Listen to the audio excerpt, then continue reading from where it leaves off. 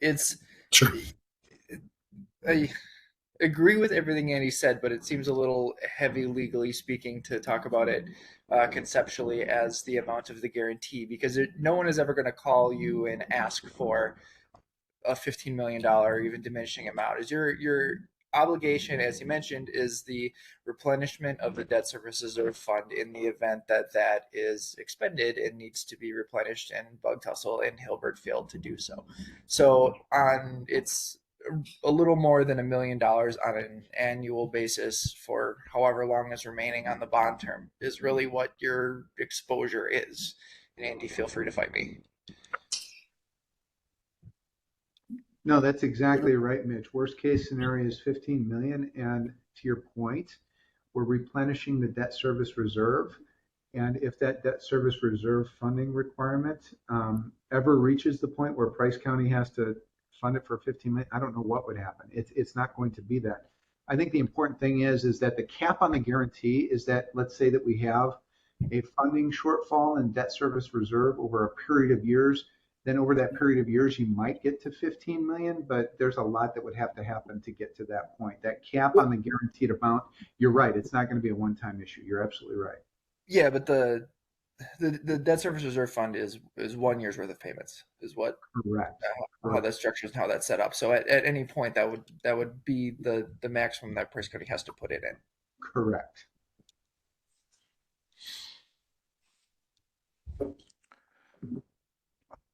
Any other questions? We have a couple other things. Yeah. So any questions before I keep kind of, there's a couple. So Scott brought us today, or Bug Tussle presented us the locations. That was one thing that was requested on Tuesday. And again, just a reminder, these locations are not exact because they still have to find a property that would actually accept the tower, that it would work based on all kinds of regulations. So this is the general distribution of them. We've talked about with those towers, access to them for our emergency management. So this is why we're interested. It's spread out into a good space where we would like to see that. The project was on page 2 that was handed out, and then frequently asked questions. I also did hand out this morning. We've been working with PMA since the last meeting, since before the last meeting, and there were some questions about the pro forma. And so PMA put together kind of a 20,000 foot view to make it a little easier to understand what that meant. So they did a summary. They did a basic, here's what that all looks like. So I did hand that out before the meeting. So if there's questions about that, this would be the time to ask. We have the people here. Go ahead, Jeff. I'm sorry, but I've still got a question on the reserve fund. Go ahead. And so in the unlikely event that the county had to pay $1 million in year 5 to replenish the reserve fund, is there a reimbursement plan to the county then where we would get on top of the 40 basis points we get, that reimbursement would come back to the county where, because in the end, project is supposed to cost us nothing. So Plus is there interest. something set up? Yes, plus interest. Yes, the hope would be, and again, I'll let Mitch then follow up, is again, when we look at the project as a whole, again, I want to emphasize that the bonds provide a loan to Bug Tussle, which is then paid back to the county plus interest. So as well as, and again, this is very important, is that when the bonds are issued, it's not that Bug Tussle comes then the next day or the next week and asks for a $15 million check. How that all works is as we do the project, we present invoices to the county to prove that the work has been done. That is then verified by the county, and then a check or a reimbursement is made for those funds in that amount back to Bug Tussle as part of the reimbursement. It's not we get all of the money and then you think what happens next. So in that respect, as a whole, I just want to make that point. As for if there was a failure of payment, I believe that, again, Bug Tussle and Price County would be working together as to how that repayment would go and what are the stipulations as to how that would be done. But Mitch may be able to follow up with more. Yeah, thank you, Scott. There's the multi layers that we have here. So the primary obligation is of the special purpose entity Bug Tussle 2, and in the event Bug Tussle 2 fails to make the payments, that's where theoretically the county's obligation is triggered. But there is the underlying guarantee of the parent company, Hilbert Communications. So in a technical sense, in a legal sense, from what the order of how the documents contemplate things happening is Bug Tussle 2 has to make the payments to replenish the debt service reserve fund. In the event Bug Tussle 2 doesn't do it, the county has to, but then Hilbert Communications has their corporate guarantee to make the county whole. In reality, it wouldn't manifest that way. Is Hilbert Communications is going to pay before the county does, but that's just not how the documents contemplate that transaction occurring, which has to do with kind of the marketability of the county's guarantee as part of the bond issuance. Which is a long way to say, Jeff, if we get to the point where the county is making payments on this, that point, that's your failure scenario. That's working through the transfer of the assets that have been built. That's the county taking responsibility for the project.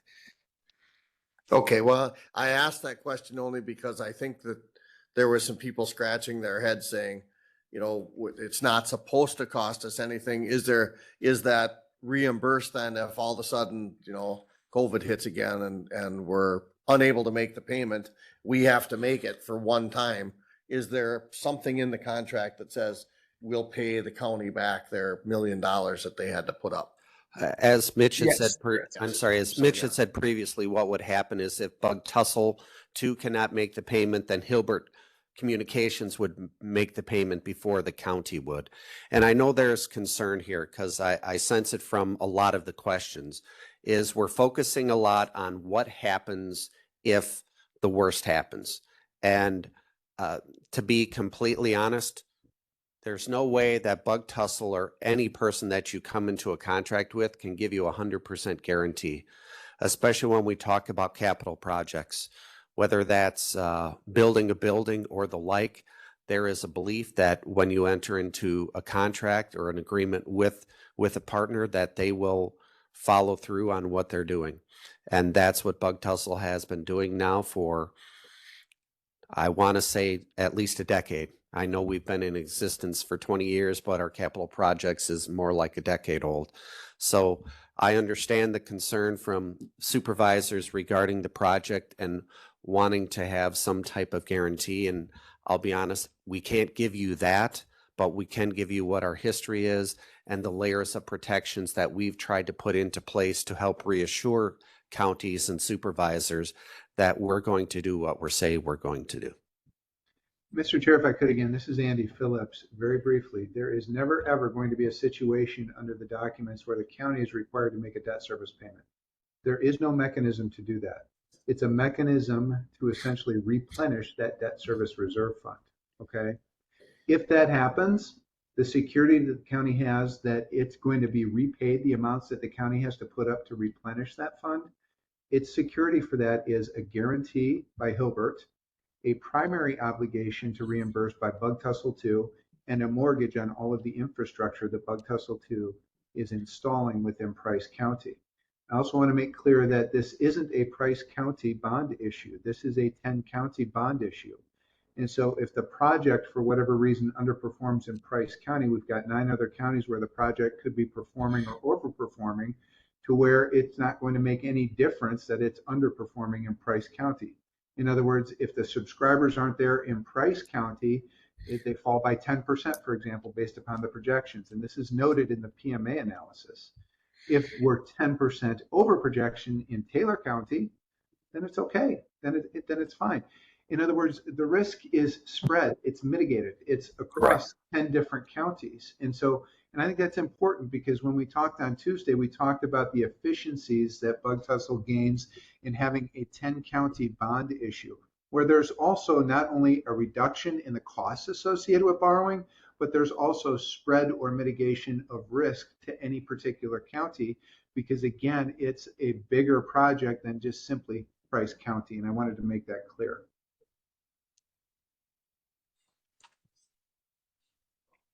Thank you. That helps a little. Can you, I've got a quick question. My understanding is we're only going to owe for what's been invoiced if something happens. Again, the county owes nothing. Okay. What would happen is if Bug Tussle, and let's just use round numbers to make it simple. If Bug Tussle were to do $500,000 worth of work after the bonds have been approved and issued by Fond du Lac, and then they have been bought by investors, and Bug Tussle were to do $500,000 worth of work, what would happen is Bug Tussle would then provide to the county, to Nick, $500,000 worth of invoices to therefore prove and verify, or to prove that we have done $5,000 worth of work.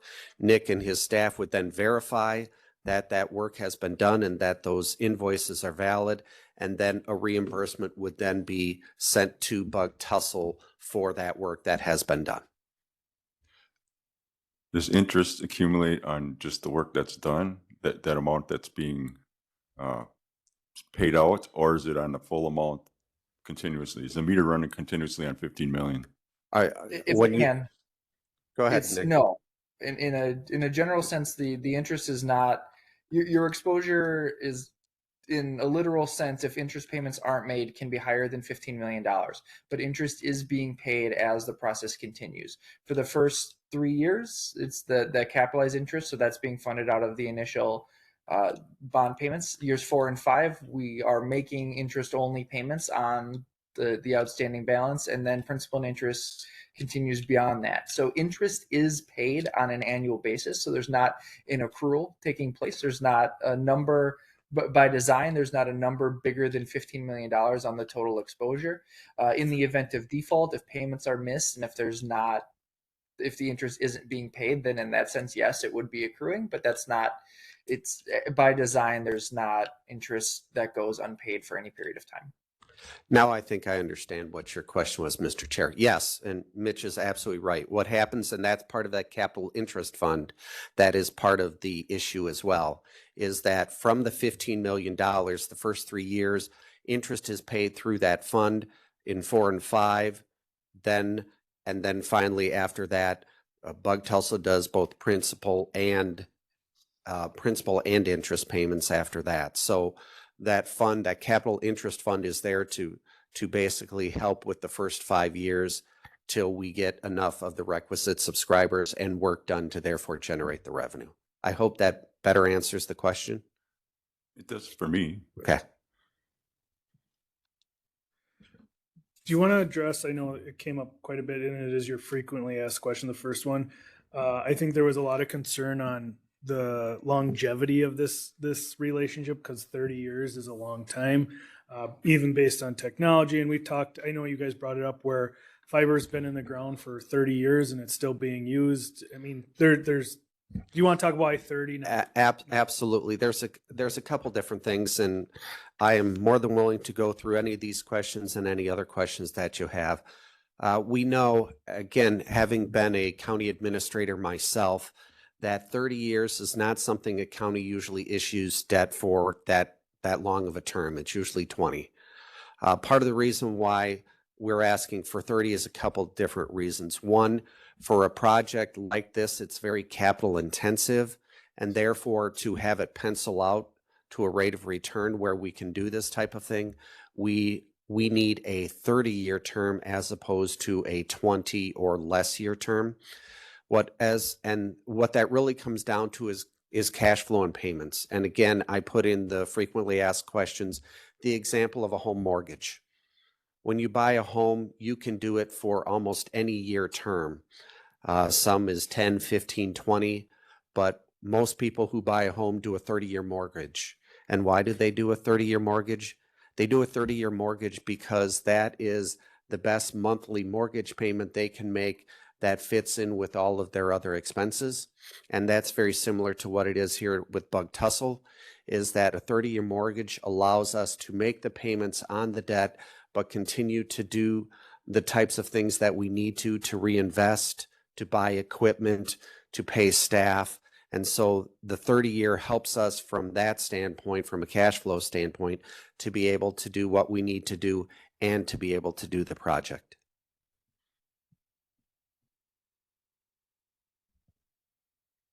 Do you have anything else, Just Nick? add to that briefly, and to the point that you mentioned, or that has been mentioned previously, is the biggest reason, apart from need, that we have comfort with a 30-year project is the fundamental infrastructure nature of the project.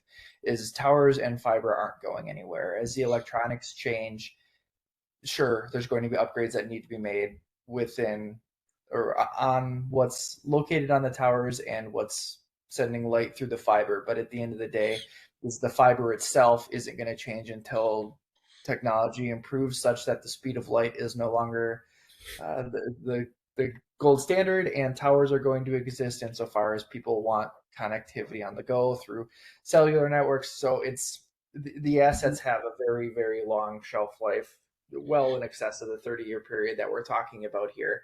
So we have a lot of comfort in a 30-year debt for these assets.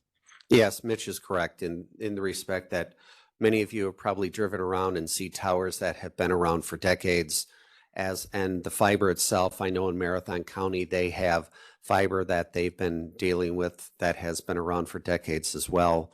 So in that respect, that basic infrastructure will be around well after the project is done and paid for. As for the equipment that is on the towers, for the equipment that is at the ends of the fiber optic cables, that is a maintenance issue, of which that upgrade is the complete and total responsibility of Bug Tussle, not of the county.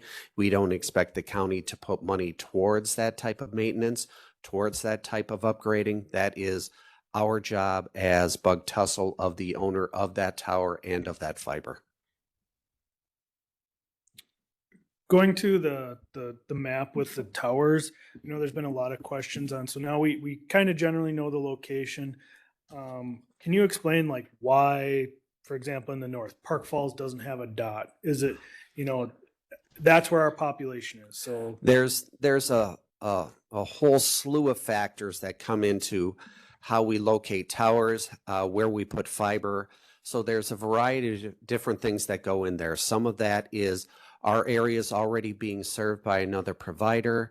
What is the population density? What are we doing from a topography standpoint? So there's a variety of different factors that go into that location as to where we want to build them and where we want to provide that type of service.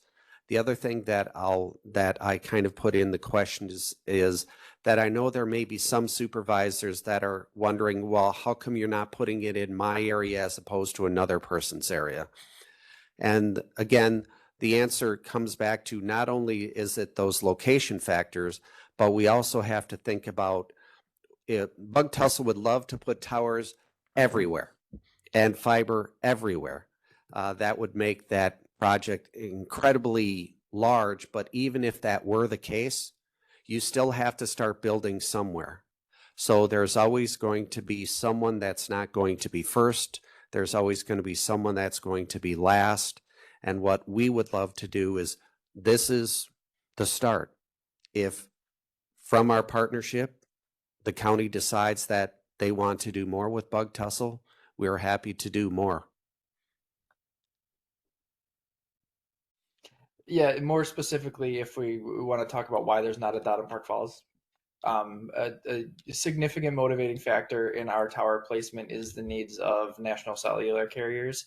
And as I'm sure you know, colloquially from your experience using cell phones in Price County, there are some areas where they do work. There's a number of towers along Highway 13 running from Phillips to Park Falls. There's a number of towers in Park Falls. There's a couple of tower sites, or towers is a little generous because the tower by the phone company is not very tall and Verizon's now on the water tower, but you don't necessarily need one in town in Phillips either. So it's really just evaluating the existing tower landscape, evaluating what the needs of the carriers are. But to Scott's point as well, evaluating what the needs are from a fixed wireless broadband standpoint is if we were to build a tower in downtown Park Falls, it's probably not going to perform particularly well because of what the potential customers in Park Falls have for a broadband option. Is people just tend to prefer a wired connection to a wireless one. So we are not really targeting areas that have a strong level of competition on the wireline side, which is essentially just stay out of the city and you'll be okay. And we worked with law enforcement on kind of these tower areas, and we do believe these are the areas that are our weakest link when it comes to communicating with our officers.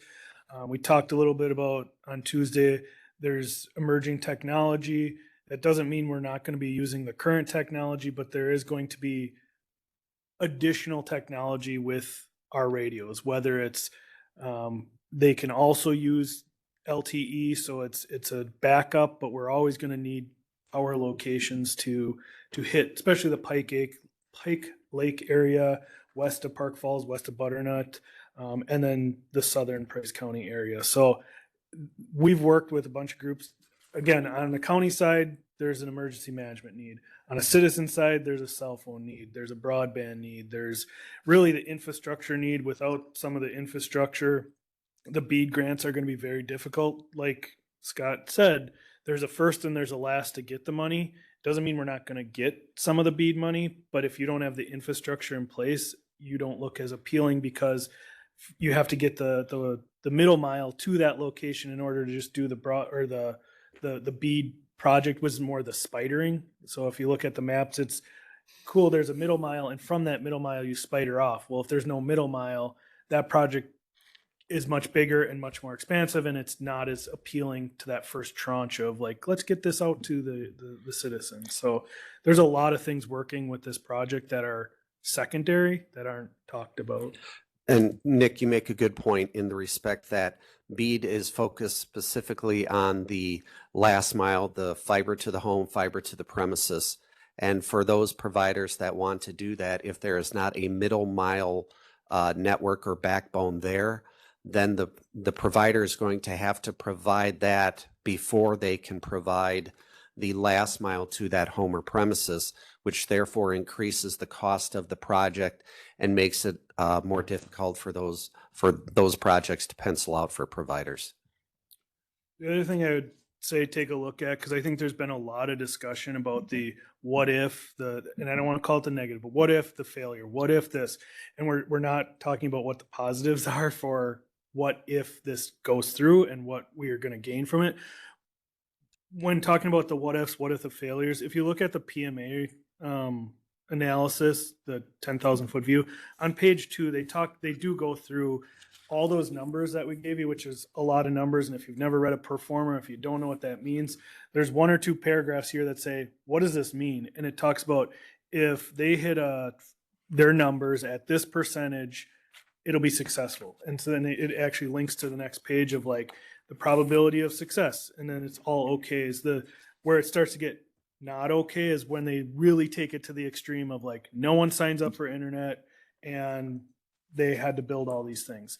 Well, we're only talking about internet signing up. There's other areas that this will assist with. So again, I would take a minute and really review what PMA is, at least trying to ease a little bit about the chances of us getting into the point of making a payment, because that should help. And from a pro forma standpoint, we at Bug Tussle have tried to be fairly conservative as to uprate and the number of subscribers. And part of the reason why is that conservative estimate helps us to therefore make sure that the project will go well. A number of areas that we're going into do not have competition, and that is purposeful. Mostly is, well, it's twofold. One is because we want to serve the areas that aren't being served, and 2, let's be completely honest, if we're the only provider in the area, then we look pretty darn good to having subscribers. So from a pro forma standpoint, we try to make sure that our projections are conservative, and therefore the project will continue to be successful.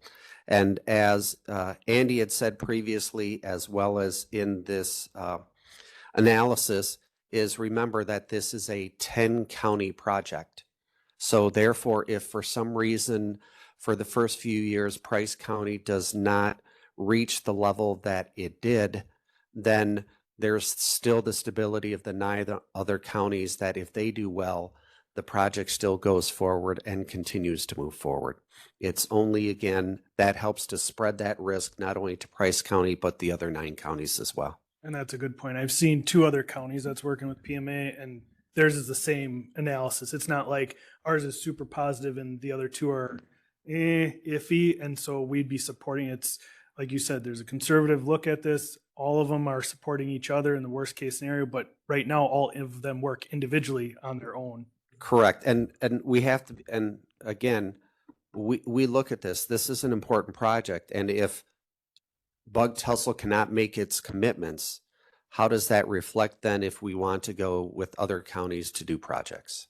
And so we want to be conservative. In that same respect, we're not going to say that we're perfect. We know that at times there have been missteps in the past that we believe that we've helped to rectify and move forward. But again, we believe this is a good project, and we believe that this will help Price County on a number of different levels. One, from their public safety infrastructure, from their cellular coverage, from internet coverage. And so in that respect, as well as, and I always like to do this last, because at the end of the day, what happens is that Price County will have all of their money back plus interest, plus there will be improved access from both a cellular and an internet standpoint when it's all said and done. So when we do the final result, it's a win-win for everyone. When you said Price County will have all their money back, I don't think Price County is going to give you any money. Correct. Okay. Correct. There's the guarantee of the 15, which is a loan, which then gets back. Which Correct. we don't write a check. We don't touch it. It's Correct. not like in our coffers, goes to them, and then it comes back to our coffers. Correct. At Bank of America is whoever the bank is. That's where the money. We're the cosigner, and Correct. so it is our money, but it's not our money to access except for the Lynn doesn't project. have to write out a check. Correct. Lynn Correct. won't be right. Well, she's leaving, but Lynn, the treasurer, will not be writing out a check to put money somewhere for access to. But as an example, our county to the south, Taylor County, took out a $20 million loan themselves That's a different and put project, towards yeah. a project similar to this. Yep. They incurred that themselves. Yep. We're going to get relatively the same thing that they got without incurring And that. and when I was in Kewaunee County, we did a similar thing where we did a loan and got interest payments, and they're continuing to make those interest payments. But there's different ways to fund it, and the county, this social bonding process is the one that really helps to get these things done. That's a super important point on the transaction. And when it comes to serving everybody, I can just tell you in the industry, you don't hit everybody all the time. So each and every one of us will have constituents that will say, well, what about me? We hear that on the highway department. We hear it on forest. We hear it on everything, so you're going to get that. What about me? And a lot of times people don't know what they can have, or they're not willing to pay for it and think it should be free. And nothing in life is free anymore. It costs somewhere, somehow. But to Scott and Mitch's point, when they talk about competition and different things like that, you have to build a good highway to get out to build your dirt roads and build homes. And this is a very similar project. You have to have kind of a foundation for BEAD projects and Wisconsin broadband PSC projects in the future. When you lay the foundation is out there. I mean, you take Southern Price County, the comment was made that Southern's getting more than Northern. Northern Price County has got a lot already. Southern Price County's got charter down there building the whole eastern from Ogama all the way to Tomahawk through Spirit, doing fiber to the home. Most of those people have fiber now. There's an AT&T tower on Bud Swanson's Hill, and there's a Verizon AT&T in the town of Knox. So when you look at this map and it looks like Spirit and Knox are not covered, they're being covered today by exactly the same scenario. So there isn't enough butter to go around to something like that where, you know, Tomahawk, maybe you can have 3 providers and they can all have a business case and stay in business. But when we're in rural, Charter chose not to go to the west because it didn't fit their plan and there wasn't enough customers there that they felt it paid for them to go there. So they just said, we're not going to do it. And that's the kind of stuff that happens. So we can get a good foundation here to where BEAD, you know, I know personally of some BEAD projects that are going to be bid on and things are going to happen, but you know, I can't say to specifics, but I know that there's BEAD projects going to happen in Bryce County. So Just for my 2 cents, I think the scope of the project is worthwhile. The concern is it going to cost the taxpayers anything? Not the plan. That's correct. And it hasn't happened in past projects. But again, I understand that, and I understand that there's this large focus as to what happens in the worst case scenario. I do believe that there are a layer of protections that would happen to prevent the worst case scenario happening. And I think we have a track record to show that we've been able to do these projects in the past with dozens of counties, and therefore we would like to continue to do that and have Price be one of them as well. and I think that is a key point that maybe wasn't stressed enough on our meeting the other day, that all 10 counties have got to fail before it starts dipping into our coffers where we have to come up with our 15 million. All 10 of these counties have to fail, and a project of this size, the chances of that are slim to none, you know, but that's something that's key to look at, is that this is 10 counties. So maybe Price County's lagging behind for a few years, but Taylor County and Marathon County pick up the pace, and, you know, and it's a business case where you're talking about 10 areas, not just one. So, I mean, we all help each other out. There's strength in numbers. Are there any other questions for Buck Tussle or our legal reps online?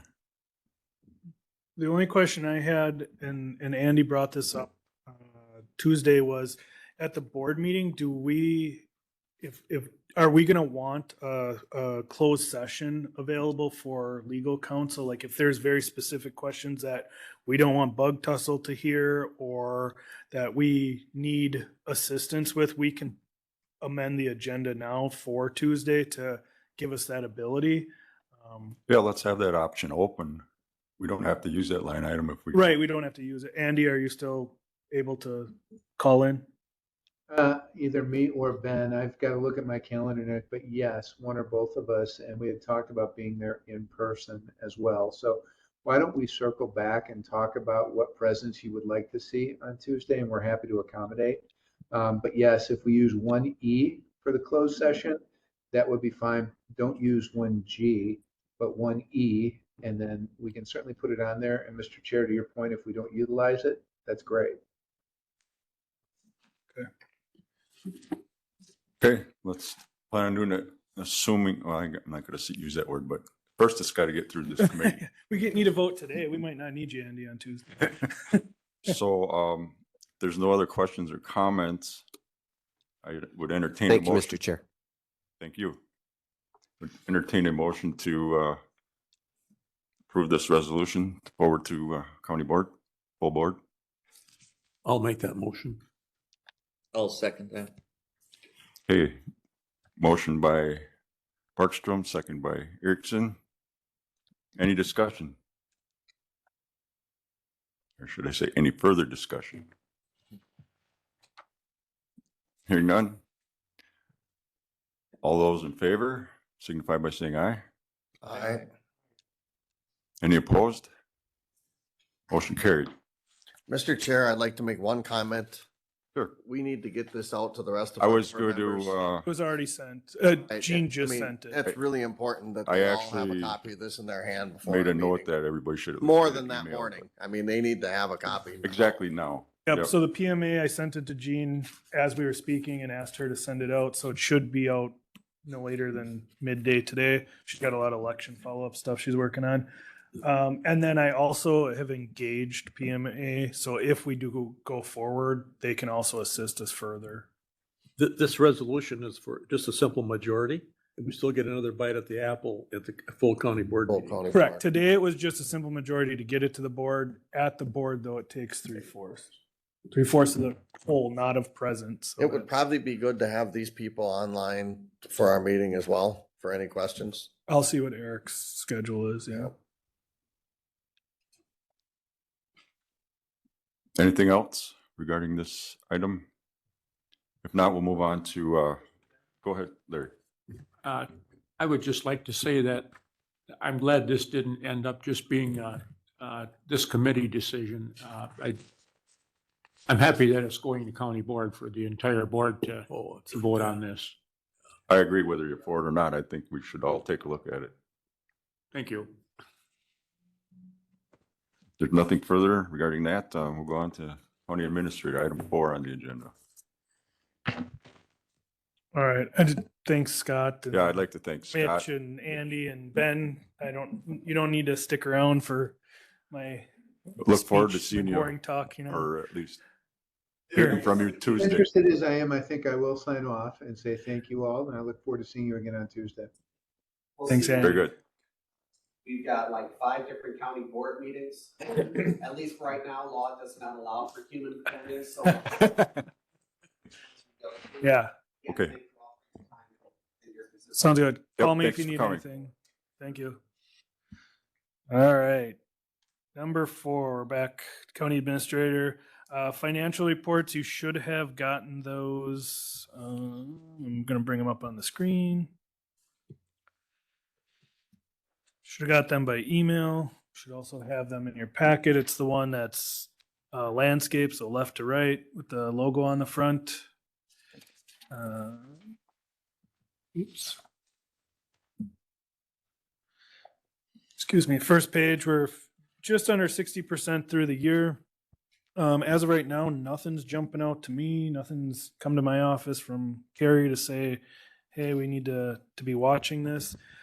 So these are the numbers where we're at, what we're working with. So far, so good. Health and Human Services, page 2. We've collected, we're actually right on pace. We're at 58% of expenses, but we've had 63.99% of our revenues come in. The biggest thing we're working on right now with Health and Human Services, and you'll see this a little bit in some of the next charts, is the high cost placements. So we've been doing some digging on where high cost placements have been moving to. So we used to have a lot of children and youth high cost placements. Those have gone significantly down. Lots of different factors there, whether it's we're doing some additional programming, we're doing some different funding sources, however. But then we're seeing an increase in our AODA, mental health, behavioral health, our senior services, those areas, those high cost placements. We do believe we're going to address that in the budget. But we also believe there's some additional funding sources that we're going to start looking at, not looking at, but making sure we're getting when it comes to that. So if you look at other funds, it's the third page, nothing jumping out. Highway, there's going to be a big chunks of money coming out because we'll probably get about a $2 million bill for asphalt. So that'll be a nice check to write. We'll have to make sure to let the treasurer know that the big check's coming. That usually happens here in the next month and a half, 2 months. We usually replenish that pretty quickly based on the borrowing that we'll be discussing going forward. Price County cash, lower than previous years at this time, but we're just over that 16.3 million mark. So we're 10% less than last year at this time, but we've been doing a lot of projects. So nothing that's concerning, nothing that's out of the norm. We've started to pay out like the ARPA funding and other projects we've been working on. So we're way above where we were 5, 6, 7 years ago before we started getting that influx of ARPA funding. So we don't even see it on these charts, but 6-7 years ago, we were at $6 million level type stuff. Price County sales tax, a little bit below last year, but not nothing we're worried about. We got the ups and downs. We're through May. May was a little bit less. I think I've seen June's numbers, right? We got, No, those ones. We won't get June's Okay. numbers till later. couldn't remember. I thought there was one that was right up in that 133 mark, but a little bit less than last year, but nothing concerning. Price County stumpage, forestry's brought this up a couple times. We are a ways below last year's number, but not necessarily below where we're budgeted over a 3-year process, or even when we get to the end of the year. Joe is predicting we'll be a little low on the number at the end of the year, but that doesn't mean we had a bad year. It means they just couldn't get in the woods, whether it was super wet or a light winter, it didn't freeze. But if you look at, like, last year, we budgeted 1.2 million and we collected 1.63 million. So we had $400,000 more than expected last year. So if we only hit 800,000 this year, if you look at the 2-year average, we've hit our budget. So that's the way we look at it. We've had several good years in a row. That money sits there and waits for this bad year.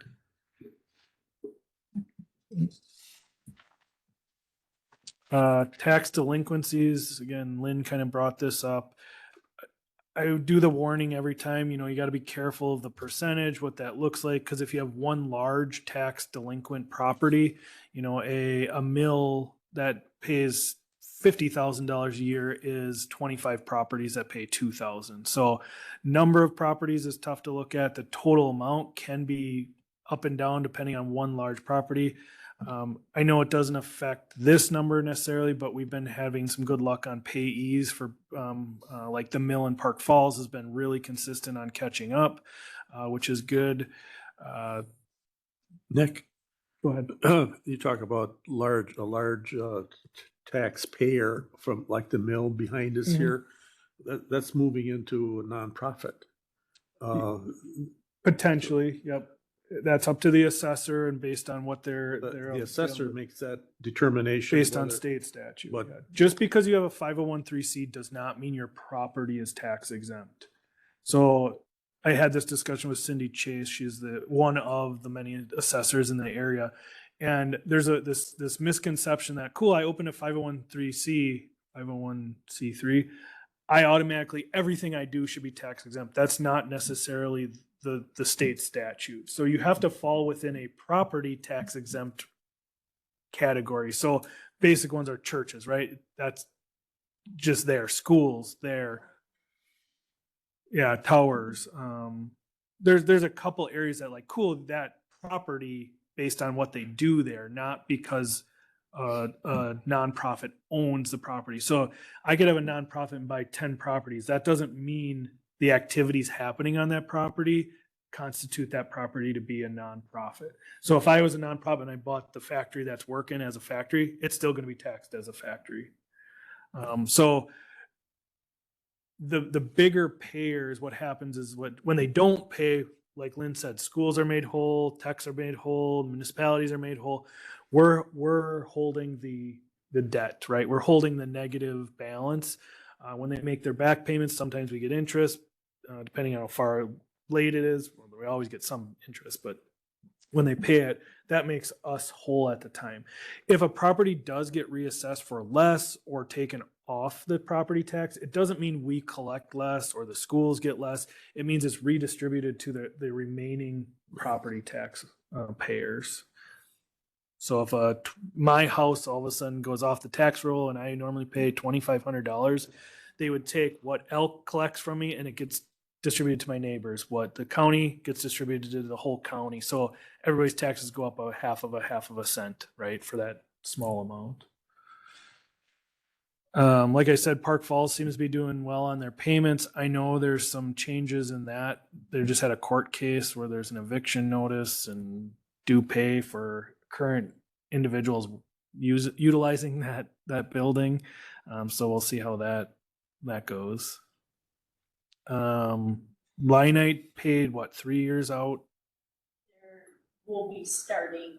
Correct, but they didn't pay when the sale or whatever process, it's not They paid that old. when the transfer happened, yes. The oldest to stop the process happened. We'll continue the process again going forward.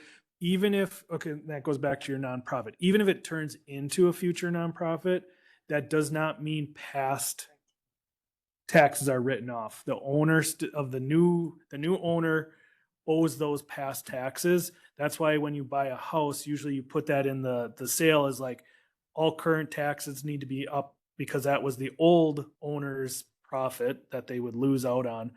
I don't know what the deal was on the sale of that property, but those don't go away because you become a nonprofit or you are a nonprofit. That's a cost of the sale. Any questions for Lynn on delinquencies? It sounds like numbers are average, nothing more. What do we talk? Bounce checks, we've seen a couple, but nothing exorbitant. There's a few more than normal, but not. We're collecting more taxes than ever for the whole out of the treasurer's office. High cost placements, we're above last year at this time by 30%, but we budget 900,000 and we're at 200,000 through June. High cost placements, AODA. This is the one we talked about where part of the reason the one's down is we've reallocated or reassessed where some of the costs would have gone. So some go from the children and youth high cost placement to the mental health, AODA high cost placements. So like I said, we're going to evaluate some of our funding and what the budget should be, and we did adjust that for next year. Any questions on the executive summary and where we're at?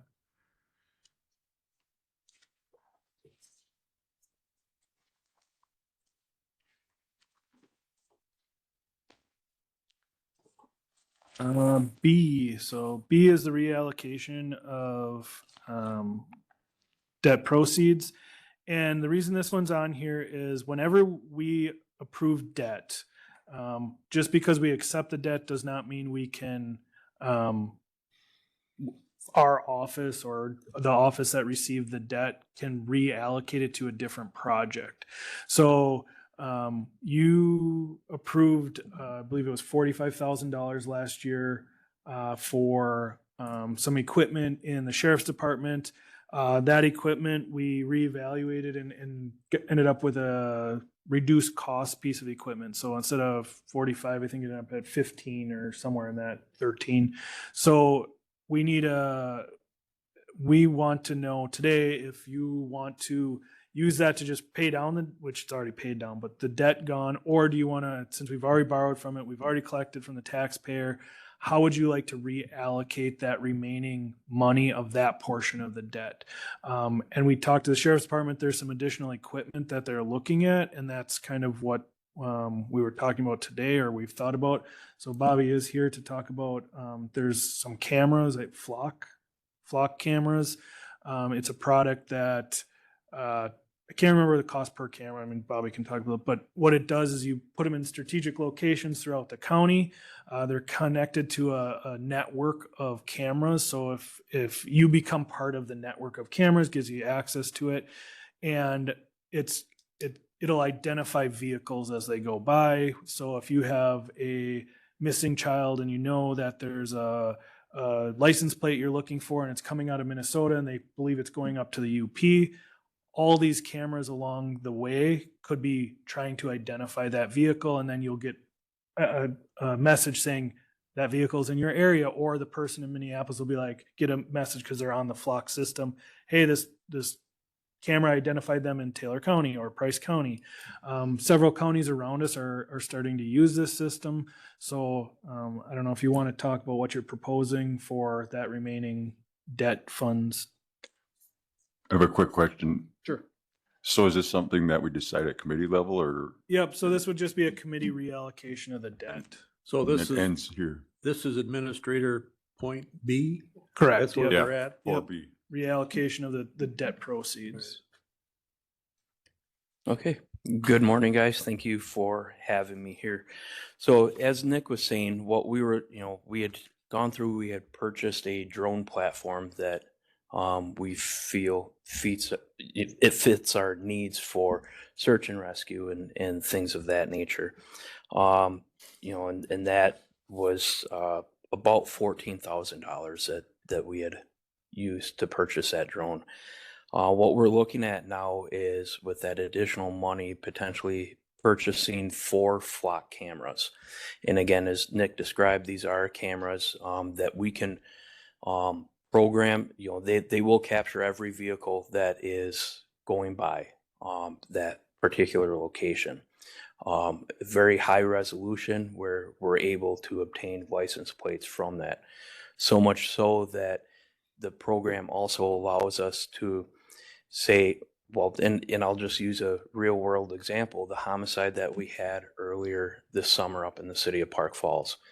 That suspect was caught by the use of the flock cameras in Oneida County. What had happened was the suspect fled the scene in a motor vehicle. We start searching the area for that vehicle. We had numerous potential sightings out in the national forest. So we're utilizing all of our resources to try and find the suspect. In that scenario, I actually received a call from the Taylor County Sheriff's Office, who advised they received a call from the Altoona Police Department, because they are all utilizing flock, that this vehicle was picked up in Oneida County in the Minocqua area by the flock cameras over there. That's part of that network that Nick was talking about. And I believe it was 3 minutes after that vehicle was picked up on camera that the suspect was then apprehended. So it is a very efficient way for law enforcement to find suspects. We can put the vehicle description in our system as well as in the nationwide flock system, and it will alert us to when that vehicle has passed one of the cameras. In addition to that, we can utilize that for Amber Alerts, as Nick had mentioned, and things like that. We can also utilize it for cases. So say we had a burglary at Larry's house, and we have, my wife says, hey, I saw this vehicle at, a gray Jeep Grand Cherokee driving past Larry's house. I've never seen that before. We can put that vehicle description in our flock camera program, and we can get all of the gray Jeep Grand Cherokees that drove past that camera at that time frame. So it allows us to potentially establish suspect vehicles, at least people to go and talk to see, are they the suspect or are they a potential witness that may have seen the suspect. So it is a very, very useful tool for law enforcement. Now, with that comes the cost. And so what we're looking at per camera, and I'm looking at the quote from Flock Safety, we would be looking at the project would be in total for 4 cameras throughout Price County, starting out with, we would be looking at $26,600. And what that includes for the purchasing of the camera and the mounting of the equipment along the state highways where they'll be located, we would be looking at about $14,600, and then with an annual reoccurring service fee of $12,000. Now these cameras would be placed upon right away. So if for whatever reason, and I'm not going to throw highway under the bus here because they always get thrown under the bus, but say a vehicle leaves the roadway and strikes one of our cameras, Flock then comes in and they do those repairs free of charge. That's what that reoccurring fee is for. That's incorporated in that annual reoccurring fee. That fee also gives us access to the nationwide database as well, plus any maintenance that comes with these cameras. Are they portable? They are semi-portable because they are mounted to a post. So if we put a camera right out here in front of the courthouse on State Highway 13 and we're like, that's not really working for us. We want it moved to the city of Park Falls. I believe we would have to pay the $600 to have that moved, but they Pretty are, much stationary. yes, they are stationary. They will mount to a post or a sign in the right of way. Could you go through those numbers again real quick? Yes. So the purchase, so we're looking at 4 cameras. Each camera costs $2,600, with a maintenance or with the installation fee of $650 per camera. That would bring us to $14,600 with a $12,000 reoccurring fee for the maintenance and use of those cameras. And 12,000? yeah, so the reason we're really bringing this forward is to talk about is the cameras aren't really the expensive part, right? The cameras, we have the funding, we have $31,000 from this debt proceeds that would cover what the camera installation and cost. It's the reoccurring cost. So for every camera you have, it's a lot per It's year. $3,000 per year per camera. That's the reoccurring cost. Right. So that's what we have to build into the budget, which is obviously we have a tight budget. Do we think we can do it? Yeah, but that's why we wanted to make sure you guys are aware that making a choice like this, that's the key component here, right? The cameras aren't the problem. It's the cost of the reoccurring and how you want to, do you guys see value there?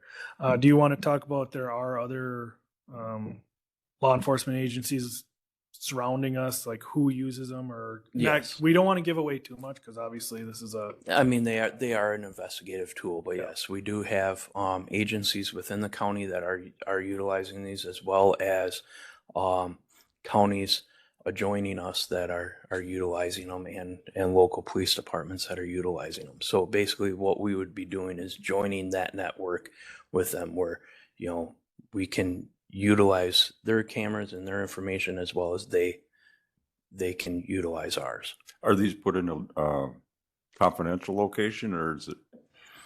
Yes, I would say that I mean- they're I mean, going so to be in a confidential location because, number one, I don't want our equipment damaged. Number two, if we make it known where these are going to be placed, well, the bad guys are just going to drive around them, right? So they would be placed in confidential Mr. locations. Hulstman? Bob, and that $3,000 per camera for maintenance, does that cover? I would assume these are cellular, they're based.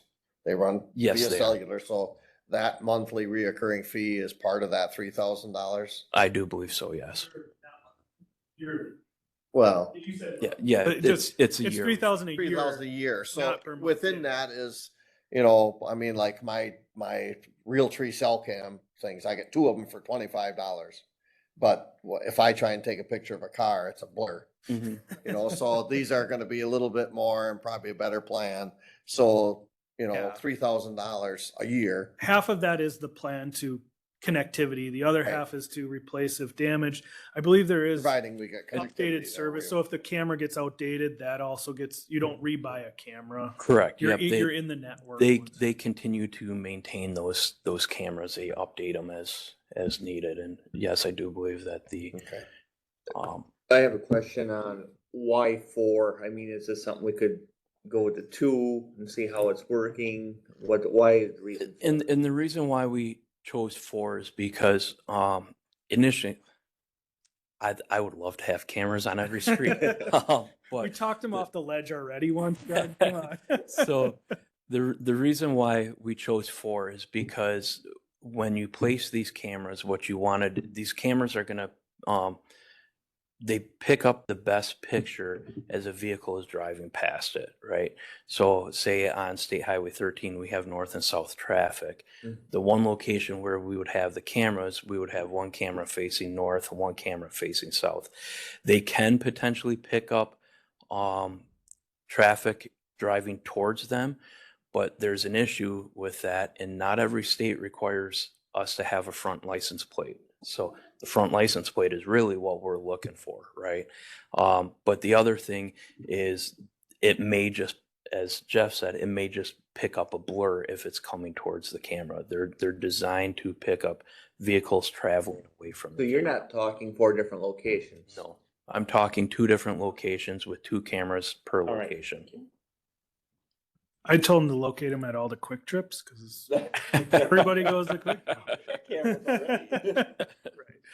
So yeah, Bobby and I have been talking about this. Sheriff and I have been talking about this, and like he said, we started off with a much larger number. I think when we talked about it, the biggest concern for the county is that recurring maintenance.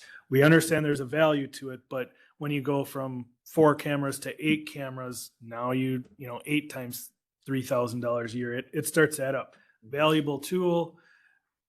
If we had unlimited ability, there's probably a lot more we would do. So the proceeds on debt can only be used for the installation and we could probably do 1 year's worth of maintenance, but it can't be like, cool, we'll save it and offset it. We want to use what we have to get the programs up and running, maybe pay for the first year because I'm assuming the first year is included or however that works, but we could get some of that. It's going for the long run. Anything IT costs you money. Bobby's just gotta write more tickets. Well, he could probably get you for speeding off of these cameras too, Doug. That we cannot do. Oh, That good, we good, cannot do. good. So Larry and I are you are- safe traveling. So what's your pleasure? Do we want to vote on this today? Do you want to digest it for? Yep. So you could wait a month, however you want to do it. And I guess we have looked at it for the budget. We did build in some of the maintenance, or we built in the maintenance costs. However, I was just thinking really the maintenance costs probably wouldn't kick in until 2026. However, we want to establish and get it ready, knowing there's a cost coming.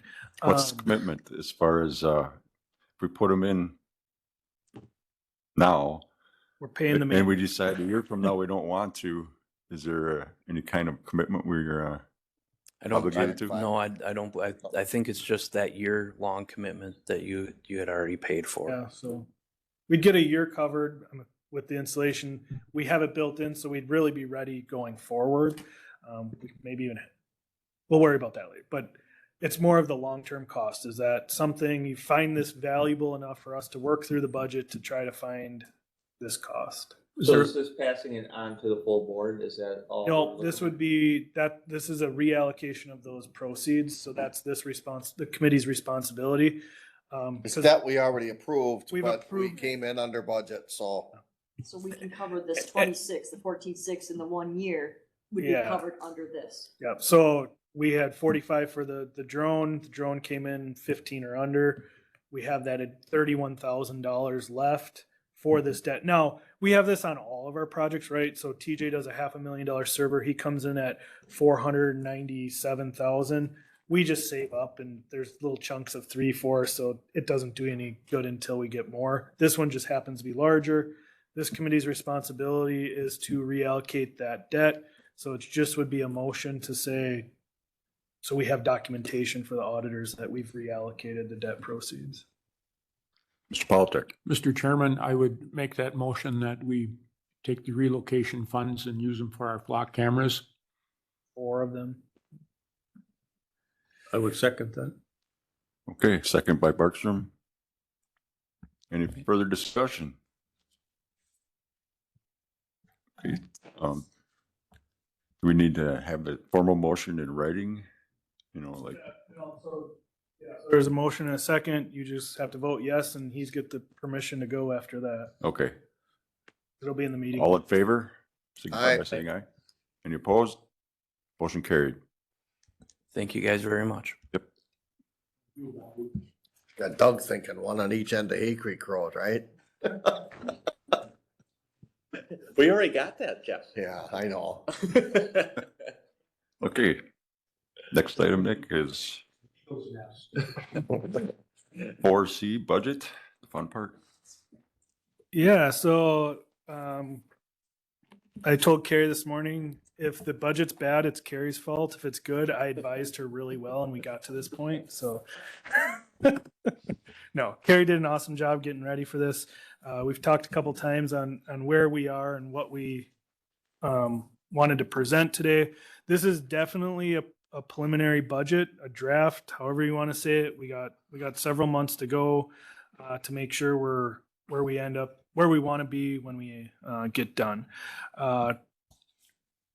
It's the same format that we've done year over year.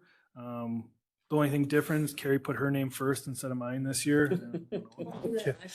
If you go to page 2, well, 1, past the cover page, again, this is the same we've presented year over year. The top line has our old levy. It's 11 million, or our current levy, I should say, $11,761,701. We have to take out our library service, our bridge and culvert aid, and our debt service.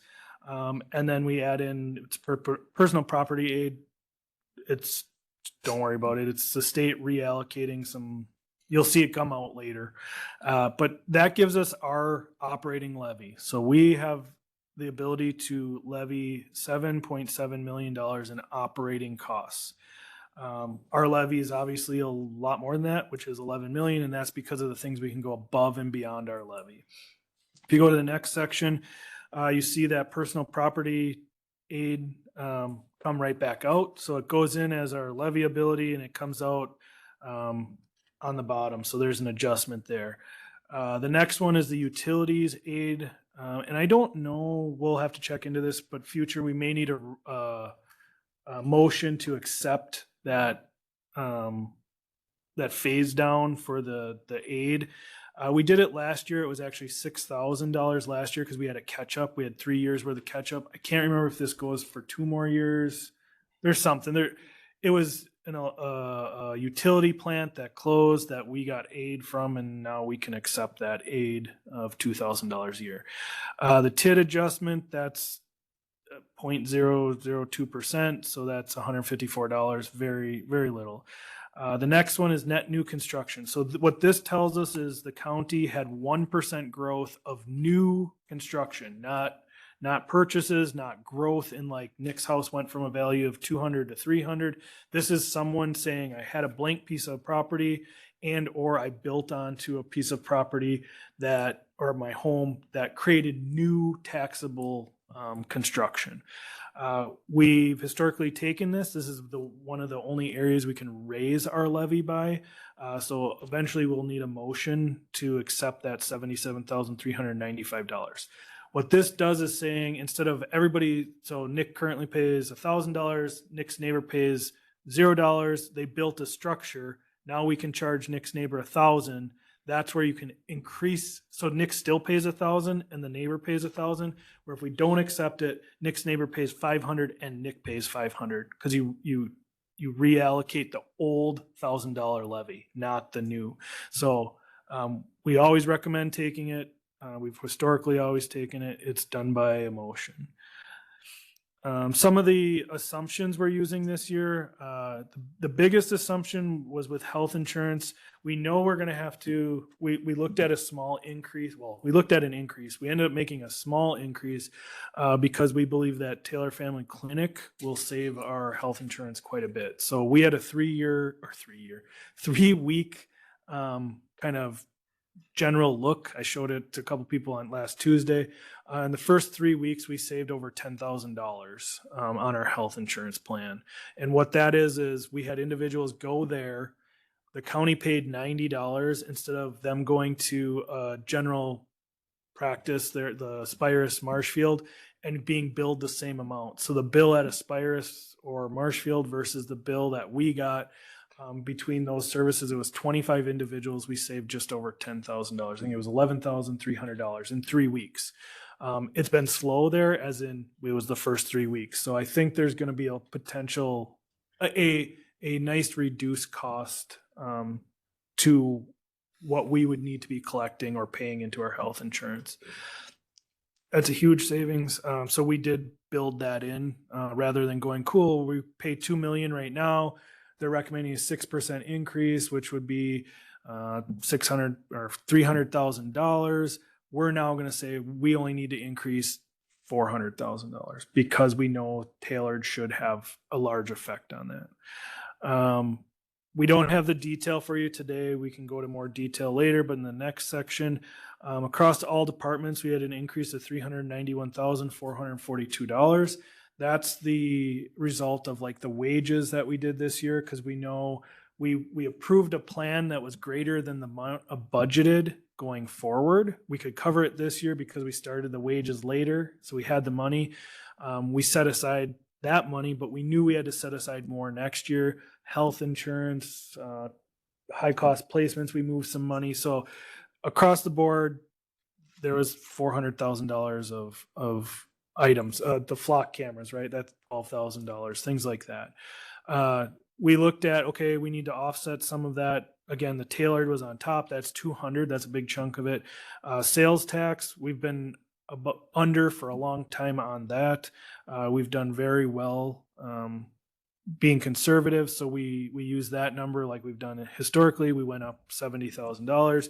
Shared revenue, that's the new money we get each year based on a percentage of sales tax of the whole state and our current amount. So we have just over $1 million of shared revenue.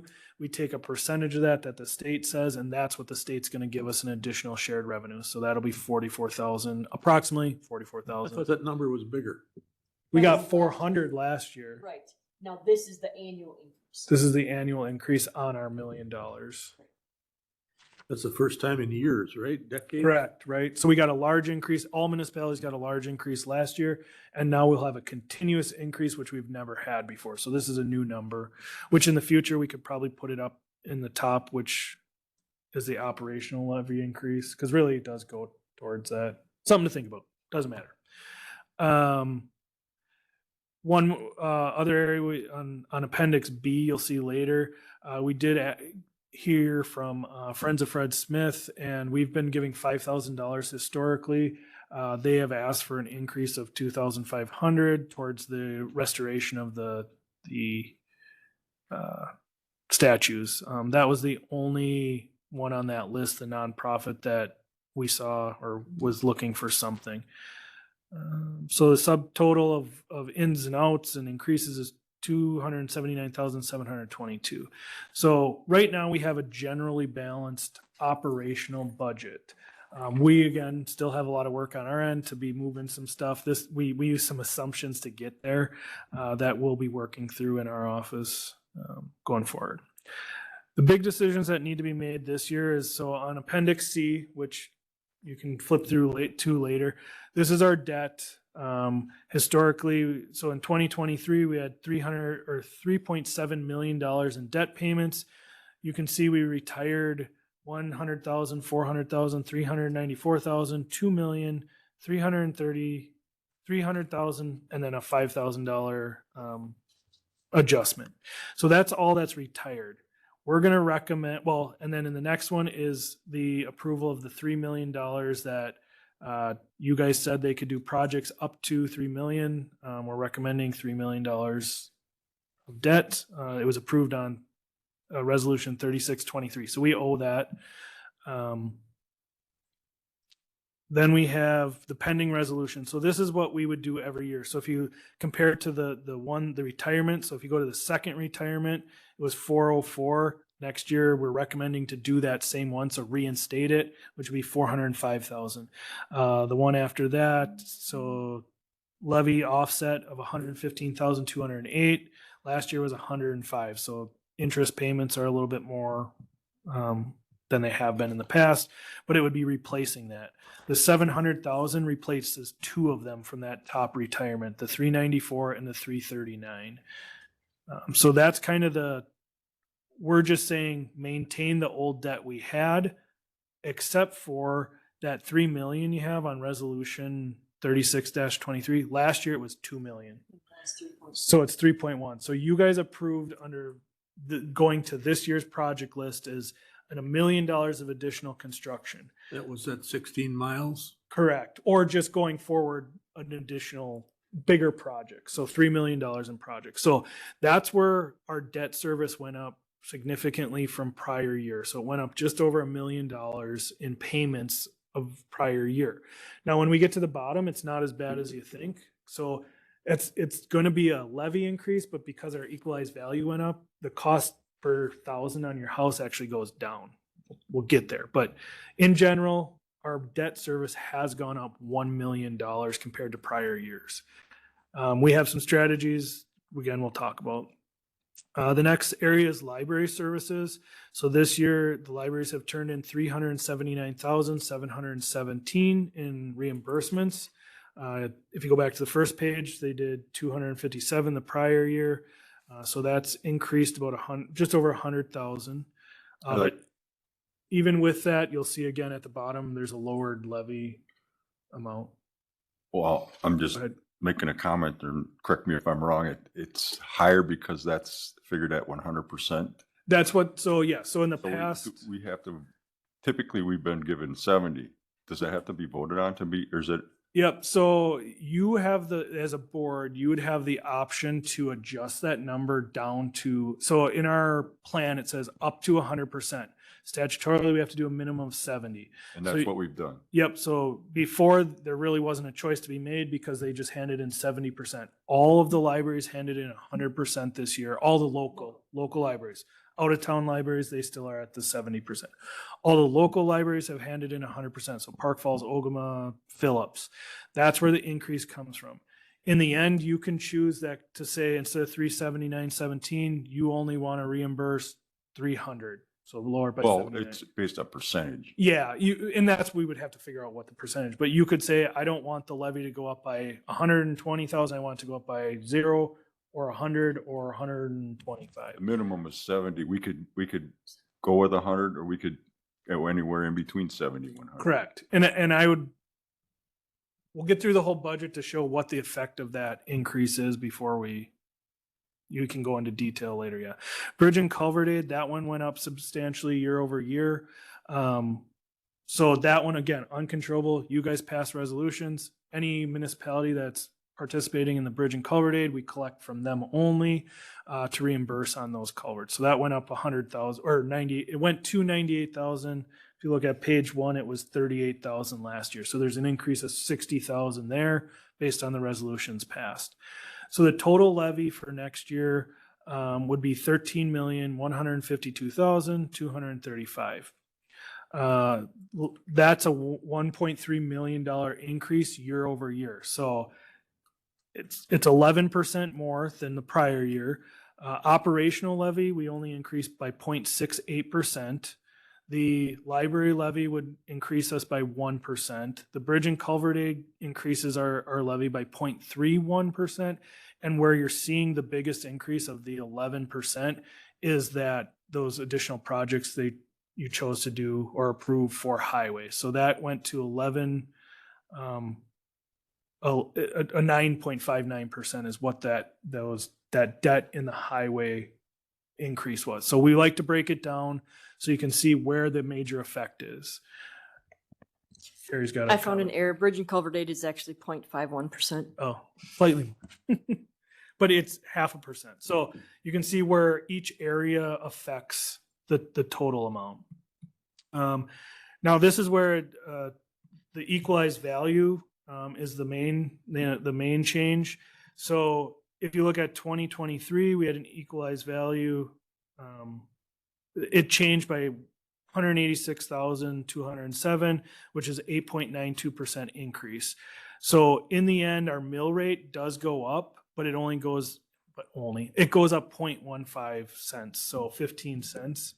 And the reason it doesn't go up more is because of that equalized value. We're redistributing the whole cost over a larger portion. So some people's houses went up, some people's houses went down. So the total mill rate goes up by 15 cents. So the percent of the mill rate would go up 2.58%. So if your house stayed exactly the same and you got your new mill rate and nothing else changed, there's a lot of factors, you would go up 2.58%. There's some things we can talk about that could adjust that, and we haven't put those numbers. We have generally put them together, but we don't have them in front of you.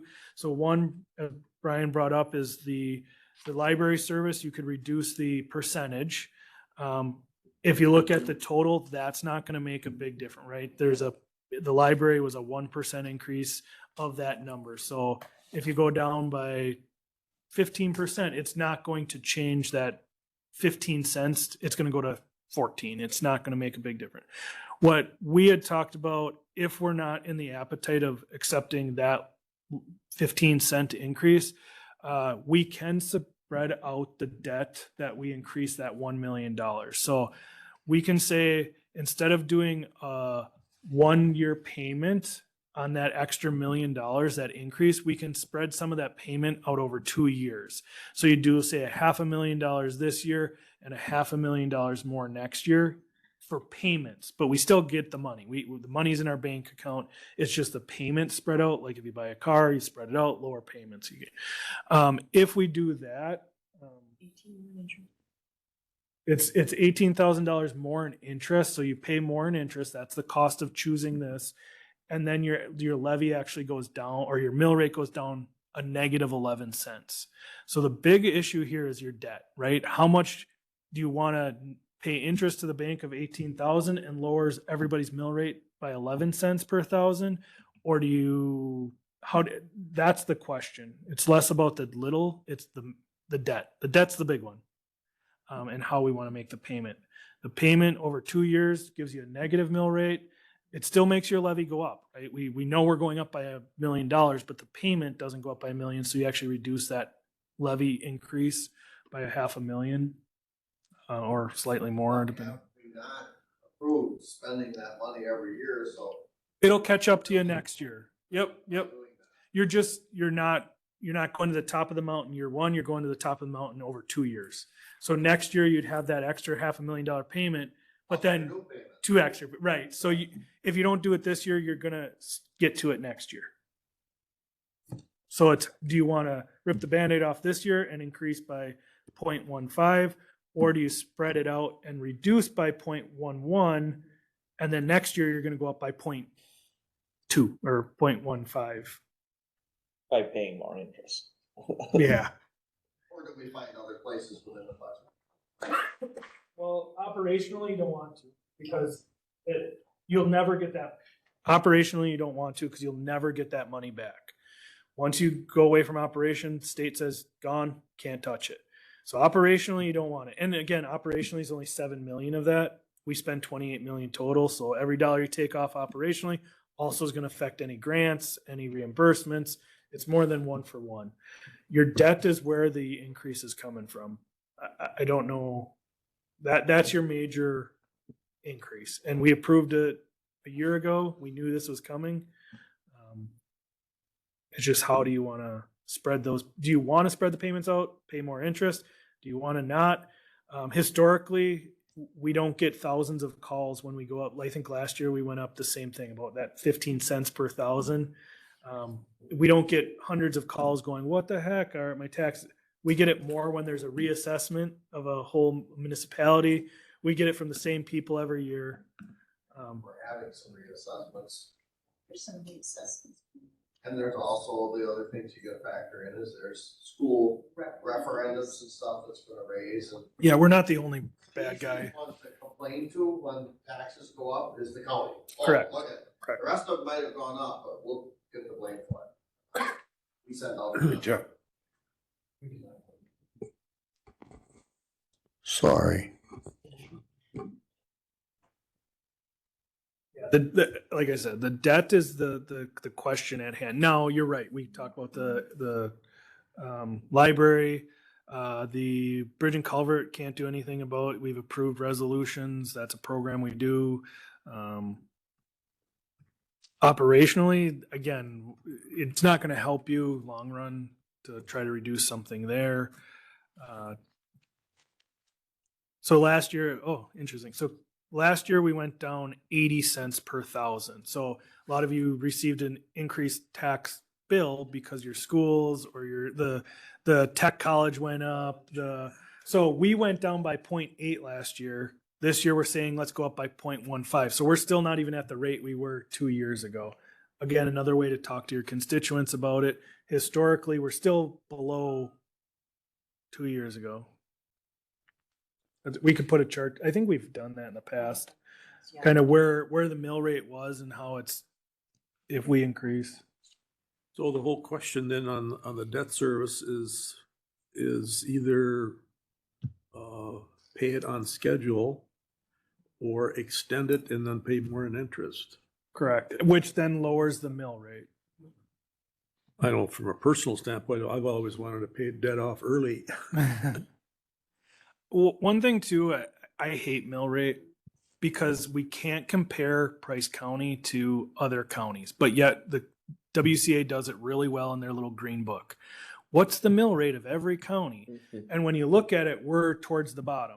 But look at our home values. We're also towards the bottom. So I always give the example, Chippewa County's mill rate is $2. Ours is closing in on $6. So we'll round numbers, 2 versus $6. If you take my house that's valued at $200,000 here, I pay $3,000 in taxes based on a $6 mill rate. If I move my exact same property and put it in Chippewa County, it's going to be valued at $600,000. And they have a $2 mill rate. Their tax bill is going to be $3,000. So because of the value is higher, their mill rate can be lower, but they're still collecting $3,000 from Nick if my house is here or here. But when we look at the comparable, we go, whoa, we're 3 times higher, but our house values are 3 times less. That's a really hard concept. The tax on property, but having national forest. Yeah, we have a lot less. A lot less tax. Yeah, so we have National Forest, County Forest, which County Forest produces money for us, but yeah. So I guess that's a good talking point too, is like last year we went down 80 cents. This year, if we go up 15, we're still below past years. So you're not looking for any motion, you're just looking Nope. for ideas right now? We want to know suggestions on when we bring this forward next. Do you want to see it at 15 cents? Do you want to see it at negative 11 cents? My opinion is you raise the levy or the mill rate. Okay. But we'll get some supporting document. I think that's a powerful one to say. We went down 80 cents last year. Yeah. I mean, things have gone up. We are definitely doing way more to our highways than we have. That's the cause. I mean, I think that's the cost of it, and that's reflected there. And people are not opposed to paying more taxes when they see something from it. When now somebody goes out and drives on W this year, you know, they may complain that their road never got done, but when they go out here and say, oh, so that's why it costs so much, because we did that. And, Yeah. and so when people can see something, We need bus drivers here too. That's tomorrow's topic for me. Is Do we now need the a time- motion today for this new construction? Yeah, new construction would be fine. You guys can motion to accept the net new construction. That helps. Do you want to go through anything else in the packet? I do. Go for it. Now would be the time to talk about what's in or out of the budget. Sure. Okay, so last year, the extension, they approved at the committee level of the addition of one more person for economic development. And it failed at the full county board, primarily because it wasn't in the budget. So I'm assuming that that person is not in this budget. Correct. So the question is, do you want to have somebody involved in economic development or not? And if you do, then you ought to put it in the budget. The other thing that I'd want to talk about is that carbon credits. I think that we need to take a level set on that, because additional monies from carbon credits is not in this budget, right? Correct. Is it ever gonna be? I mean, we're, I think, way outside of the plan that we originally had. And what was, there was, we were gonna put $1 million in reserve just in case, and we haven't seen 10 cents. So, and because I wanted to discuss that, is that there's expenses going on with that. I mean, people are coming here to see that we're doing the right thing, right? In fact, now you have to have even a third party. So somebody's getting paid for that. So anyway, I got some questions, and I think it should be on some agenda at some point in the future. Yep. But it's not in the budget, Nope. right? Additional carbon credits, but we planned it eventually for that to be in the budget. Yeah, we've done nothing with carbon credits in the budget because we haven't received any money in the carbon Right. credits. No, So we're always going to be about a year behind on that, as in when we get the money, we won't do anything with it. It'll sit there and then we'll start to address I was it. able to talked to the Bayfield County Administrator. Yep. And they have carbon credits that they set up just like we did. So I asked him point blank, Jeff, you were there. I think Nick was there or Brian was there. Right. And have you received any monies? Yes, we have, but it all went towards expenses. So we didn't add anything into our checking account. Yep. So, Status. So and- how long is that going to go on? That's why I wanted to Yeah. talk about it. so I've also talked to Bayfield. Oh, got a couple things. So we'll start with carbon credits. I've talked to Bayfield. They've made 2 sales. So it just hasn't been, we're not there yet. So their first sale, what happened, which covers the cost, just like ours will. So we'll have our first sale. It'll cover the cost of getting this all set up and ready to go. I'm aware that there's been additional sales of their carbon credits. They just haven't discussed them yet. So they're going to start seeing something. Our biggest issue right now is we were told 18 months. It's been beyond that 18 months. That's because of some of those third-party hurdles that came in play. So we have not even looked at that as part of the budget. I believe it's still coming. I don't have any reason not to believe it's coming. Our goal is once we start to see that happen, that's when we'll start to address it. I wouldn't do anything with this budget to say, oh, we think we'll get something, because that's just lost money. I just wanted a level set to where are we at? Yeah, yep, and we can, Then the other question that maybe this group would take care of now is, do we want to have somebody involved in economic development? Yes or no? And if yes, then you can put it in the budget. yeah, and we talked about, hopefully when that money starts coming in, that's where we would start to look at economic development. This was a tight budget. I will say there's still some areas that are going to need some tweaking. Some of the areas operationally. So we didn't put anything for UW Extension because, again, it was a tight budget. That's $50,000 to $60,000 we'd have to find. It doesn't sound like a lot on the size of budget, but it's still a lot when you have to maintain your other services. The other area that we'll be talking to a little bit more coming up is our service provider for animals, humane animals, so Catkins. We've started negotiating with them on what the contract's going to look like going forward, and it's not going to be $40,000. We have ways to go to find out what that number is going to be, but it's going to be difficult to find a UW person, economic development, and humane or Catkins funding to maintain that program, which is necessary for statutorily. We got some requirements there. So there's a lot in health insurance is only going up. What do you got in this budget draft here for Catkins? I don't want to ruin the negotiation with Oh, Catkins, okay. but there we did work on that. Yeah. There is something in there. Yeah. Well, we did put something, or we're working on that. So I have a number in my head. Eventually, we'll probably have to do a closed session here to discuss negotiation. Mr. Hahn and I met with Catkins last night. We had a good conversation. It was just over 2 hours. We went through the whole contract.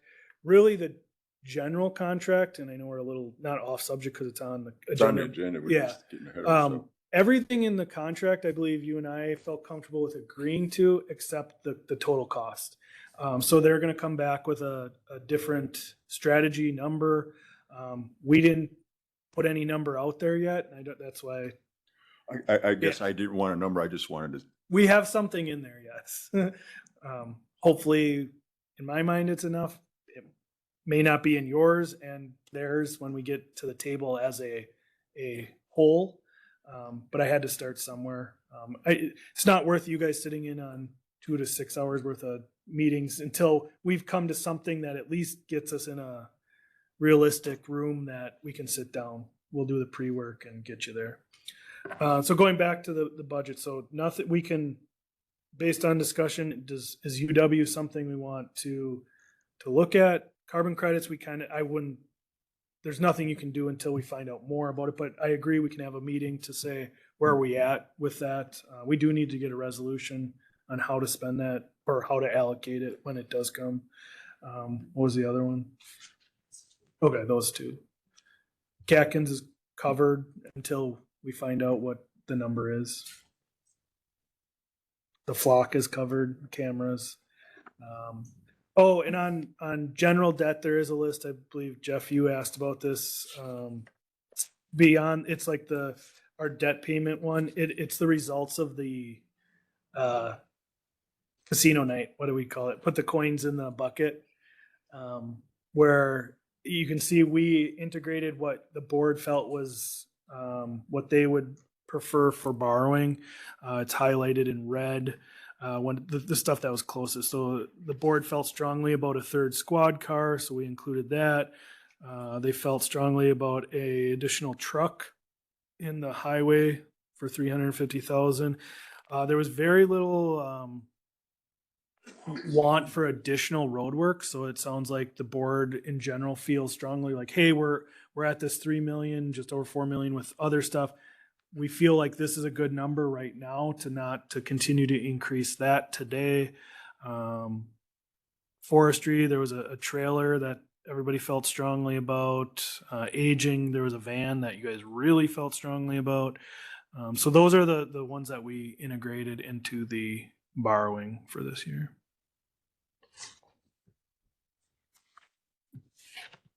So right now you want like a general consensus one way or the other as far as UW? Yep, UW if you want. It's we should either, because that's how it failed last time. We passed it at the committee level, and it was approved. We got a job description and all that, but when it finally got to the county board, it's not on the budget. So it failed. That's why I think it failed. So what are the thoughts? Do we want to put it in the budget?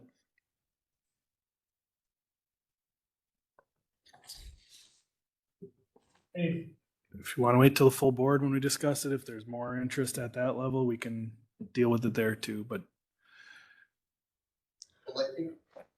I think the interest of having an economic development person is there, but based on what you're telling us today, what are we gonna cut down here?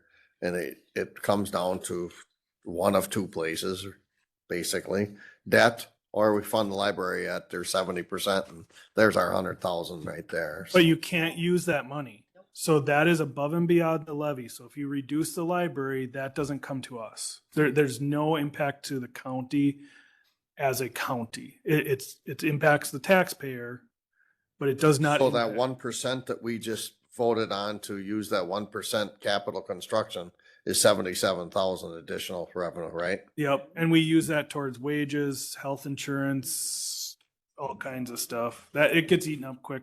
Usually, health insurance is where that goes. Yeah, So all these other positions we've approved in the last year or so, how do we throw them in there? We just that was under your throw them in there? shared revenue. So yep, so that was the $450,000 last year shared revenue. So we covered all those positions with the mostly. the And we shared have, revenue. what, 44,000 in additional shared revenue coming now this year, Correct. Yep. which is almost it.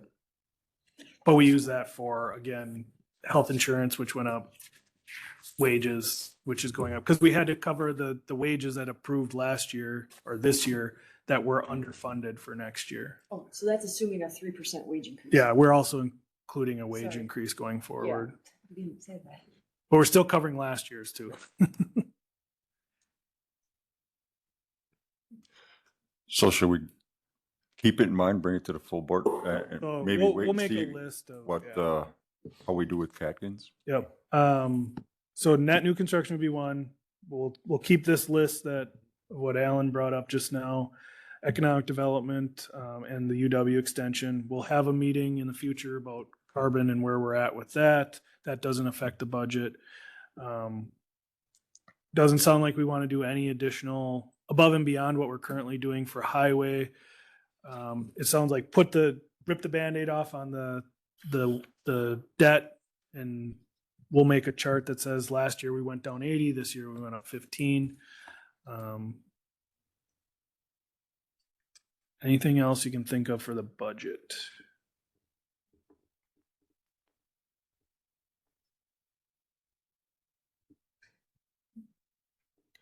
Well, should we go to, So net new. entertain a motion to approve the new construction levy increase?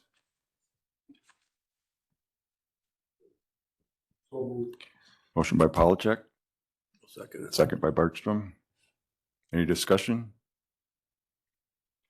All in favor, signify by saying aye. Aye. All right. Any opposed? Motion carried. So we'll working on it. Sorry, I turned it off. We'll keep working on the budget, but in general, it wasn't as bad of a year as what we were expecting, but we still have some spots to review and clean up. So Go to D. Okay. 4D, county board meetings, recording and posting. yep. So options. our software, we have the ability to record the meetings, which this meeting we're recording, we've recorded the last couple. Mostly because with the election, Gene's been busy and it will help with notes if we need it. It gives us an option to review, or if a board member wants to see the bug tussle one, we could give them access, or anybody. We also, I guess my question is, because we're documenting these and have them, again, they would be public record. That's not issue here. Do we want to have a YouTube place where people can go and review old meetings? One county that just recently did it, it's Washington County. They just posted out there. They have 150,000 citizens and it gets like 50 views. So it's not like it's the most entertaining thing ever, but it just makes it available publicly if you guys feel comfortable with that. Personally, I'm okay with it. Is there any additional costs? Do we have time to do it? What's our storage capability? It's YouTube. It's So it's just store there. it Yeah. Okay. Who'd be in charge of, Clerk's office. So we'll record it, and then right now I'm working with Jules on. She's helping with making sure we're recording and saving it from our cloud. So it would just be a matter of posting, which usually is a couple clicks, but I've never done YouTube. So Jules is giving me this should be easy. So right now, is that camera on? A little red light. Right now it's recording the agenda, so then the camera's not on. But if I turn the agenda off, it would just show from the back of the room, the rest of the room. I watched a county board meeting, not this one, on YouTube. Yeah, I've done it. I've watched It was a live, couple of them. and then it was, you could go back and look at it again. Mhm. It was interesting. I mean, we've had some citizens that have been recording and putting it online. This just makes it so it's our product. Not that it's altered or anything, but just that it's available if somebody wants it. well, it appears like we're okay with it. No objections. Okay. We'll see how it works. If it's real difficult, maybe we'll stick to just board meetings. If it's easy, we'll work Committee. on it. Okay. Good. Move along then, agenda item 5. Do you have anything further for Catkins? No, just Robert and I met last night with them. It was 2 against 6 or 7. We all handle ourselves well. No, it was a very good conversation. A lot of the changes too were antiquated stuff we've been doing. Like it in the contract says you will be open from 7 to 2 on a Tuesday, and they're like, that's just not our hours. So we've already agreed not to do that for a while. So it was a lot of like little crossing out. We asked for some different forms when someone surrenders an animal, or if we find a stray, we're going to have a form that will advise us that who the person is picking it up. So if they don't have a rabies and they don't have a license, Mindy can get a hold of them to get them up to date on all their stuff. What are some of the major things? I mean, it was a lot of that stuff, like, animals come in when we're going to do a training day. They're asking for a training day where officers tend to, and I'd be the same way. Stray animals can be scary or hard to handle. So Catkins is willing to do a day of training for every officer once a year or whenever needed. That would just be how to handle. We talked a lot about just there's not kennels, but carriers available. Come and get them. We really worked on what the partnership looks like, what it means. Statutorily, we got to have a partner, or we have to have our own facility. Our own facility would be expensive and very difficult to manage and maintain. So Have they improved their conditions? They're working on that. That's part of their issue is right now they're just surviving. And They were out of room. yeah, yep. So they're working through that. They've gotten a new boiler recently. They've gotten a couple new storage sheds. They're working through those. Again, the biggest problem is the pandemic created a lot of property owners, pet owners that realized they want to go back to Disney World and they want to go back out and about, and so pets are difficult. So wasn't our issue with long-term care, so to speak? Wasn't that where we ran into our big overrun? Yeah, so after 4 days, a stray is no longer our responsibility, and we've talked through some issues there where, if we know this is going to be a non-adoptable animal because they're vicious, or vicious is the wrong word because that's a legal term, but if they're a difficult animal and they won't be able to be adopted, we're working through some options on how to help out Catkins with that. What you're referencing is we had 14 cats that went through a criminal case, and we pay per day to have that animal housed through a criminal case. It's happened once in the multiple years we've been working, since 2018, working with Catkins. I don't know if there's much we can do with that. They're going to say it costs us extra time and money to be maintaining that. Our goal is to get through the court system quicker. I would say it would have normally gone much quicker if we had access, if the individual's attorneys were a little bit more responsive. We had struggles getting a hold of them to surrender the animals. We had trouble getting a hold of them just to try to get to court. Court got canceled 3 times, and it was misfiled a couple times. Then we finally did have court, and the attorney didn't show up. And we shouldn't have that problem on the normal year. And yeah, so I don't know. There wasn't a lot we could do in the contract with that. It's court criminal issues. We'll continue. So after our meeting last night, they want to meet again in a couple weeks, they said, based on our suggestions and the verbiage that we recommended. So we'll meet with them, and then we'll probably have them at a future executive meeting. We'll probably go into like a closed session to negotiate a contract. Or that way we could discuss stuff without everybody hearing it, as in our side versus their side. We'll eventually come out and hopefully have a contract. We built some stuff into the budget that would give away some of our our position. But yeah, if any questions about Catkins? It's a great partner. We want to make it very clear. We like working with them. Mindy likes working with them. They like working with Mindy. 0 problems on the partnership. It's just the cost of the partnership. It needs to be reviewed. Value, better. Not the cost. Okay. There's nothing else regarding Catkins. We'll move on to the next item 6. Resolution Bridge and Culvert Aid, Town of Elk. Entertain a motion to approve. I'll move to approve. Second. I'll second. Moved by Barkstrom, second by Erickson. Any discussion?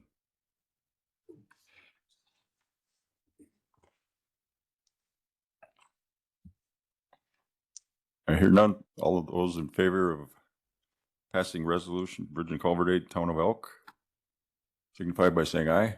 Aye. Any opposed? Motion carried. Number 7, resolution Bridge and Culvert Aid, Town of Lake. Polachek so moves. Polachek moves, I'll second. second by Hallstrand. Any discussion?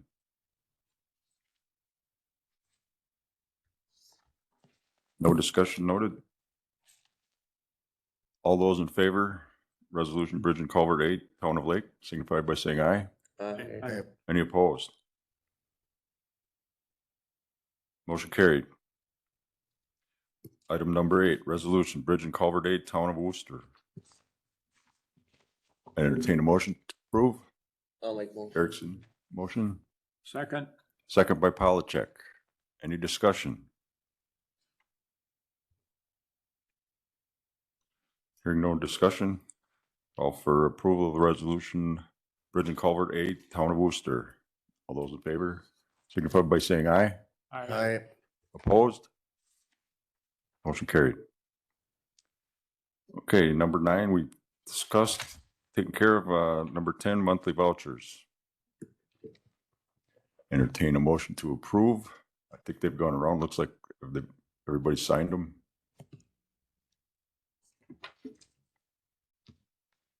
I'll make that motion.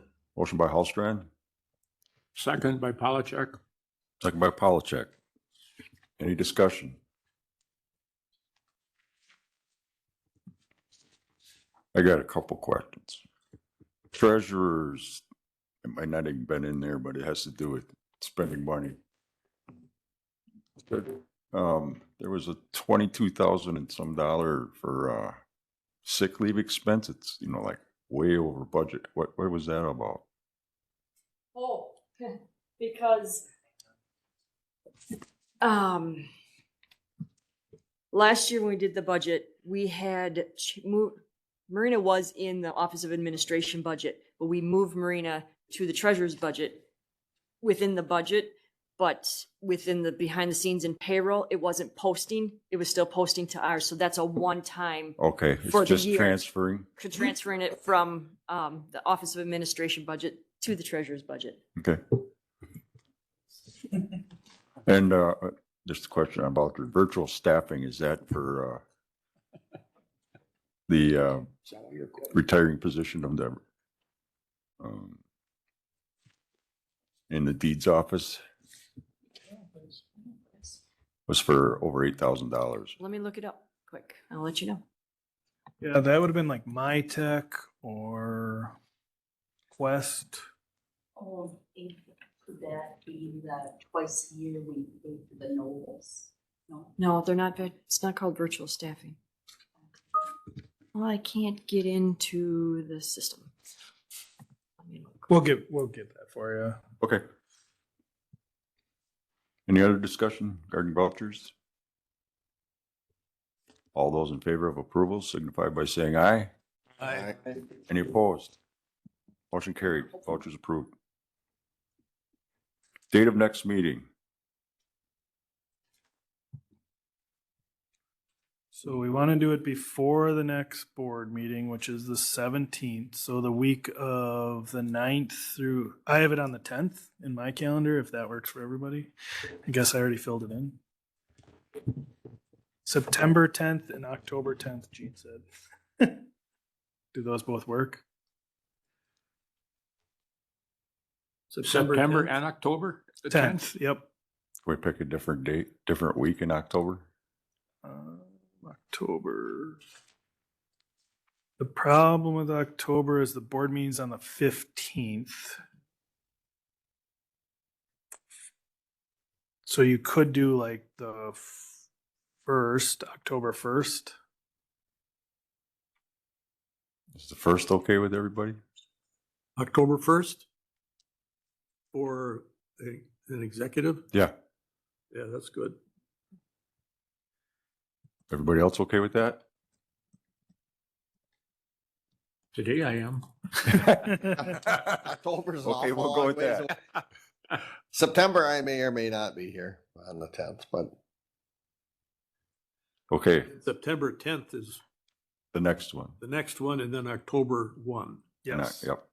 And that's because October's board meeting is early because of the budget. You have to post it in the newspaper and all kinds of things. Okay, date of next meeting then be September 10th.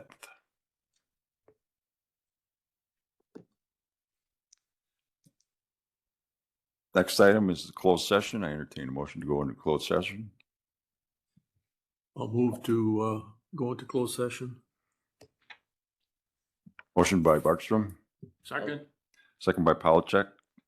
Closed session is the announcement and motion to adjourn to closed session pursuant to the exception in Wisconsin statute 19.85 1C for considering employment, promotion, compensation, or performance evaluation data of any public employee over which the government body has jurisdiction or exercises responsibility, and for the purpose of county administrator performance review and motion.